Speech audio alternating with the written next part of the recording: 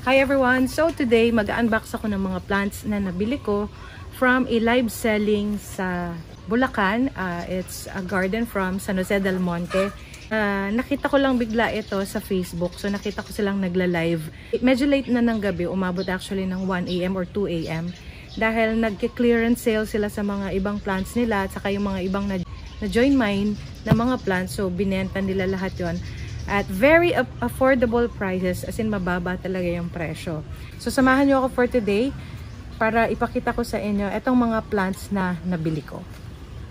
Bali, pinadala pala itong box na to through bus ship Victory Liner.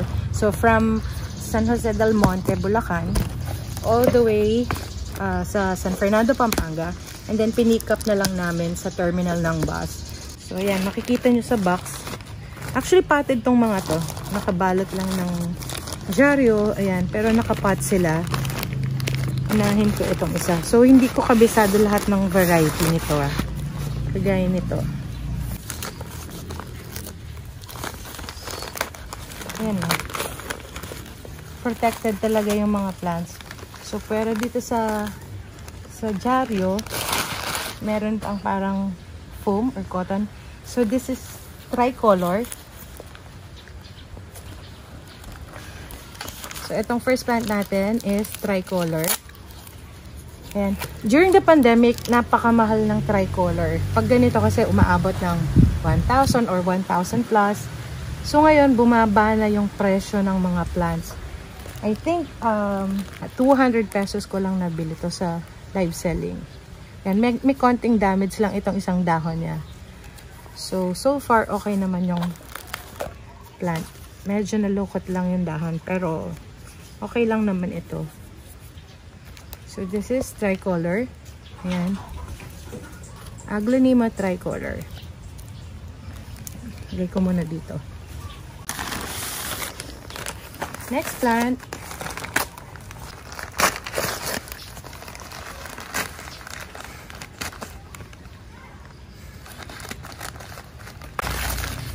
Protected talaga. O, yan, makikita niyo itong parang foam. Natuwa ako nung makita ko yung live selling sa Facebook kasi sa Bulacan lang siya. So, malapit lang dito sa Pampanga. And mas marami silang plants na available. Kaya kinrab ko yung opportunity na makakuha ng ibang plants. Unfortunately, itong isa na to may damage yung dahon. Ayan, may sira. Ayan, nag-brown. Anong variety ito? Ayan, medyo nag-damage yung dahon niya. Wala namang pangalan yung plant. So, tanggalin na natin yung mga sarang dahon niya.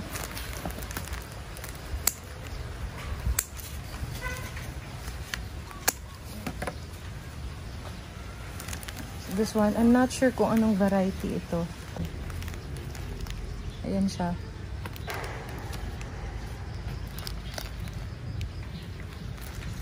Okay. Next plant is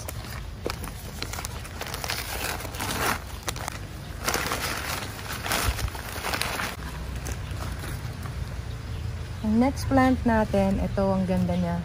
Hindi ko sure kung EQ ang tawag dito. EQ. Tanggalin natin yung ibang dahon niya. EQ. Ito siya. Ganda niya. Yan. Yan. Next is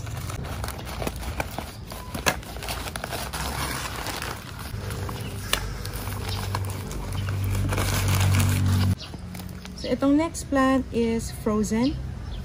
Kung hindi ako nagkakamali, frozen. Yan. Yan. Very lush ang kanyang mga dahon. So, tanggalin na rin natin ang mga nanilaw na dahon. Ayan.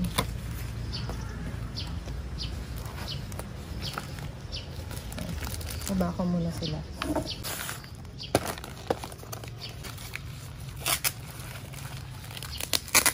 I think ito yung amber pala. Ito yung amber.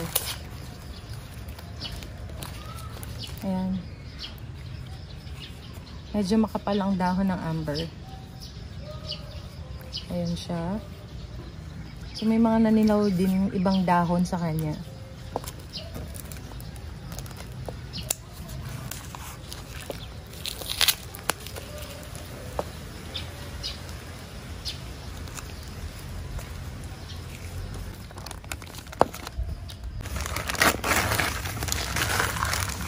Ating peach Panama.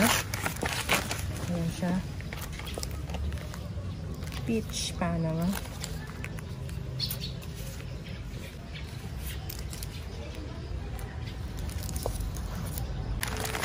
Ito medyo malaki to.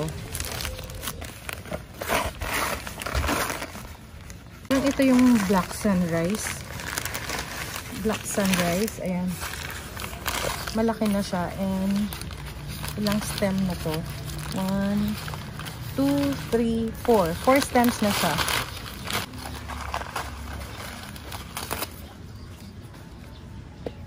Hindi ko pala nabanggit kanina yung mga prices ng mga to. So, itong Black Sunrise, ang price lang niya is 350. Pero 4 stems na to. Yan, makikita nyo yung dahon niya. Malalaki na rin yung dahon, malalapad na. And, ayan, makikita nyo. Lush ang kanyang mga dahon. Ayan siya. Mostly dark green, tapos may pagka yellow and white na nakascattered sa kanyang mga dahon.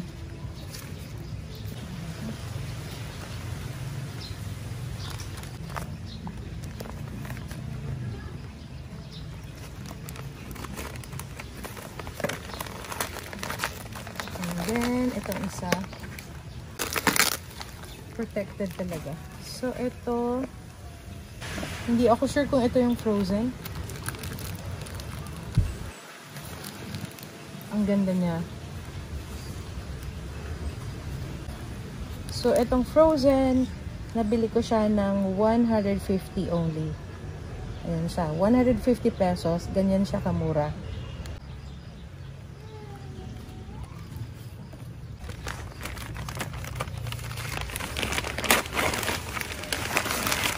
Ito ang Andini.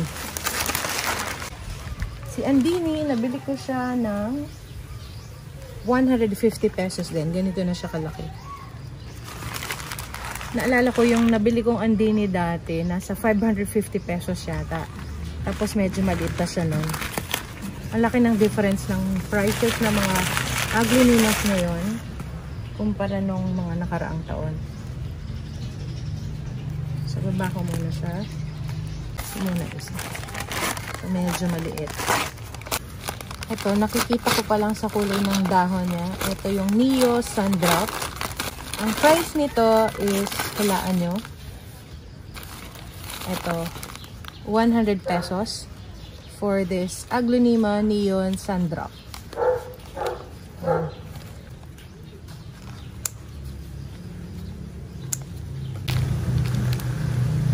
Last two plants. Medyo malakas yung hangin.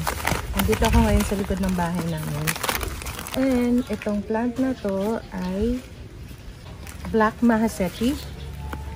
Maraming portion yung green sa kanyang mga dahon. May mga pink and yellow din siya. So, nabili ko ito ng 200 pesos.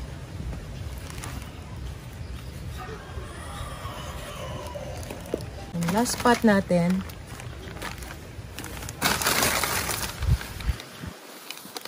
So this one is another Andini. Itong Andini na to is also 150 pesos lang. Sobrang mura niya. Pinagtiyagaan ko talaga yung live selling na yun. Umabot ng around 1 a.m. or 2 a.m. Ayan. Sobrang laki na niya. This is 150 pesos only. Ayan. So that's it. Ayusin ko lang nito. Hayaan ko muna silang mag-acclimate dito sa amin. Saka ko sila i-repot. So, balikan lang natin ulit itong mga plants with their names and yung price nila kung magkano ko sila nabili. So, to start with, ito yung ating amber for 250 pesos. Ayan, ganyan siya kaganda. Amber, 250 pesos. Next, itong ating black sunrise. Ito, sobrang lush na black sunrise. So, this is 350 pesos. Yan, ang ganda niya. Tapos, itong cute na dahon na kulay yellow na ito yung EQ, 150 pesos only. Yan. Next, itong black mahaseti. This is 200 pesos. And, ito naman, ito yung andini, na malaki yung dahon, malapad na yung kanyang dahon. Pero ang price niya is 150 pesos only. Next, itong pastel. Maraming dahon ito pero nabawasan dahil may mga damage. So, tinanggal ko sila. This is 300 pesos. So, medyo mahal to. Kasi maganda siya. Yan, 350. I know, it's 300 pesos. Pastel. Ang ganda ng color combination niya. Ayan siya. So, moving here, ito yung black frozen. Ang black frozen, 2-in-1 siya. Black frozen is 200 pesos. So, parang lumilitaw 100 pesos each, no? Ayan siya. And then, ang ating peach Panama. Ayan. Gandang-ganda ako sa peach Panama. Meron akong peach Panama. Nabili ko rin siya ng 550 pesos. Pero namatay na rin siya. So, ito, kaya bumili ako. This is 150 pesos only. Peach Panama. And then, itong ating frozen. Ayan. Ang frozen is 150 pesos only. Compare lang natin itong frozen at saka itong black frozen. Itong black frozen, of course, mas darker yung pagka-green ng kanyang dahon as compared to the frozen, na regular na frozen.